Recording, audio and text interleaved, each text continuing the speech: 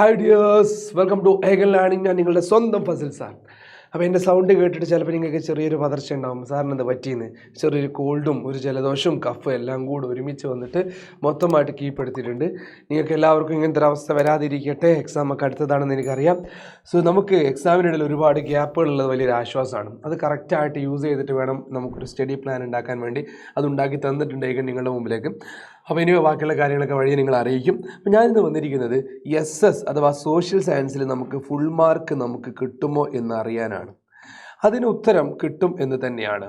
അതിന് ഷോർട്ട് കട്ടുകളുണ്ടോ, എളുപ്പ വഴികളുണ്ടോ? എന്തെങ്കിലും കാര്യങ്ങൾ മാത്രം പഠിച്ചാൽ നമുക്ക് ഫുൾ മാർക്ക് കിട്ടുമോ? കുറച്ച് കാര്യങ്ങൾ മാത്രം ഫുൾ മാർക്ക് കിട്ടുമോ? ഒരിക്കലുമില്ല. അതിനുത്തരം ഇല്ല എന്ന് തന്നെയാണ്. അപ്പോൾ നിങ്ങളോട് ചോദ്യമായിട്ട് ചോദിക്കുകയാണ്, എളുപ്പത്തിൽ ഫുൾ മാർക്ക് കിട്ടുമോ? അതിനുത്തരം ഇല്ല. നേരെ മറിച്ച് എളുപ്പത്തിൽ A+ കിട്ടുമോ? 70 മാർക്ക്, 71, 72 മാർക്ക് കിട്ടുമോ ഏറ്റവും എളുപ്പത്തിൽ? അതിന് ഏറ്റവും അപ്രോപ്രിയമായ ഉത്തരം യെസ്, അതെ എന്ന് തന്നെയാണ്. യെസ്, അത് കിട്ടും. ആദ്യത്തിന് ഫുൾ മാർക്ക് നോ ആണെങ്കിൽ നമ്മളിപ്പോൾ പറഞ്ഞ A+ അത് അതെ, യെസ് കിട്ടും എന്ന് തന്നെയാണ്. അപ്പോൾ എന്തുകൊണ്ടാണെന്ന് ചോദിച്ചു കഴിഞ്ഞാൽ, നമുക്കൊരു മാർക്കിംഗ് സിസ്റ്റം, മാർക്കിംഗ് പാറ്റേൺ നോക്കിക്കഴിഞ്ഞാൽ നമ്മൾ മനസ്സിലാക്കേണ്ട ഒരു കാര്യമുണ്ട്. അതെന്താണെന്ന് വെച്ചാൽ, നമുക്കറിയാം ഫസ്റ്റ് ടൈം എക്സാമിനേഷൻ. ഈ ഫസ്റ്റ് ടൈം എക്സാമിനേഷൻ്റെ ഭാഗത്ത് നിന്ന് നമുക്ക് ഏകദേശം ഒരു 20% ക്വസ്റ്റ്യൻ നമ്മൾ പ്രതീക്ഷിക്കുന്നുണ്ട്.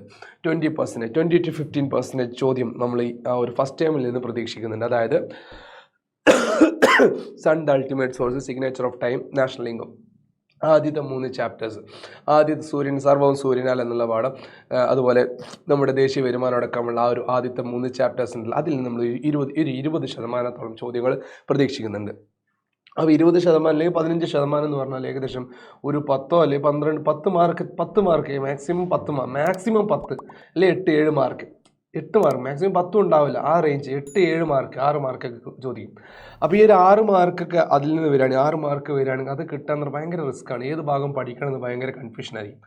അതിനൊരു ഏറ്റവും എളുപ്പവഴിയേ ഉള്ളൂ, ഏറ്റവും ഇമ്പോർട്ടൻ്റ് ആയിട്ടുള്ള ഭാഗങ്ങൾ പഠിക്കുക എന്നുള്ളത്. ഫോർ എക്സാമ്പിൾ, ഫസ്റ്റ് ചാപ്റ്റർ എടുത്തു കഴിഞ്ഞാൽ നമ്മുടെ കണ്ടൻസേഷൻ, പ്രിസിപ്പിറ്റേഷൻ ആ ഭാഗത്തു നിന്നാണ് ചോദ്യം വരിക. അതായത് വർഷണവും ഘനീകരണവും ആ ഭാഗത്തു നിന്ന്.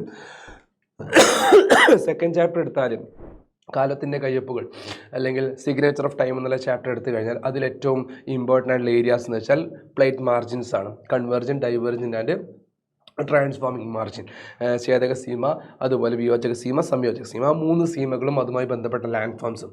പിന്നെ നമ്മുടെ ദേശീയ വരുമാനം എന്നുള്ള ചാപ്റ്റർ എടുത്താൽ GDP, GNP ആ ഒരു ഭാഗമാണ് ഏറ്റവും ഇമ്പോർട്ടൻ്റ് ആയിട്ടുള്ളത്. പിന്നെ അതുപോലെ ദേശീയ വരുമാനം കണക്കാക്കുന്ന എന്തിനു വേണ്ടിയിട്ട് അതിൻ്റെ ഡിഫിക്കൽട്ടീസും.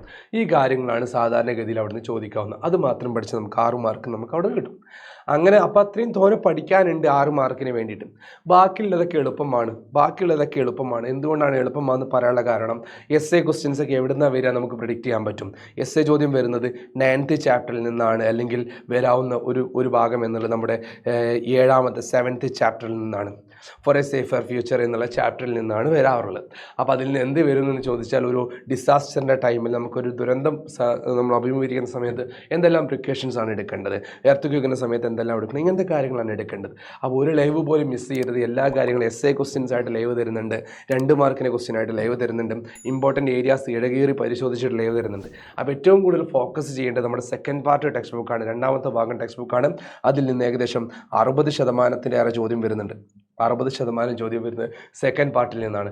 അപ്പോൾ അതുകൊണ്ട് ഒരിക്കലും അത് മിസ് ചെയ്യാൻ പാടില്ല. ഒരിക്കലും അതിനെ ചെറിയ ഒരു മൈൻഡോട് കൂടി എടുക്കരുത്, വലിയ ഒരു അപ്രോച്ച് തന്നെ അതിന് വേണം. ഓക്കെ, അപ്പോൾ ആ ചാപ്റ്റേഴ്സൊക്കെ കുറച്ച് ഡിഫിക്കൽട്ടി ചാപ്റ്റേഴ്സാണ്, ചുരുങ്ങിയ ചാപ്റ്റേഴ്സ് എന്നറിയാം. പോപ്പുലേഷൻ്റെ ചാപ്റ്ററാണ് കുറച്ചുകൂടെ അതിൽ എളുപ്പമുള്ള ചാപ്റ്ററായിട്ട് നമുക്ക് പറയാൻ പറ്റുക. മറ്റ് 2 എക്കണോമിക്സ് ആണ്, എക്കണോമിക് ഗ്രോത്ത് ആൻഡ് ഡെവലപ്മെൻറ്റ് എന്ന ചാപ്റ്ററും അതുപോലെ economic systems and economic policies. അത് ആക്ച്വലി പറഞ്ഞാൽ വളരെ സിമ്പിൾ ചാപ്റ്റേഴ്സാണ് നമ്മളെ സംബന്ധിച്ചിട്ട്. പക്ഷേ നിങ്ങളെങ്ങനെയാണ് എടുത്തതെന്ന് എനിക്കറിയില്ല, അതിൽ നിന്ന് ഒരുപാട് ചോദ്യങ്ങളും വരാനുണ്ട്. സോ ഒന്നുകൊണ്ട് പേടിക്കേണ്ട, എല്ലാത്തിനും ഒരു സൊല്യൂഷൻ ഉണ്ട്.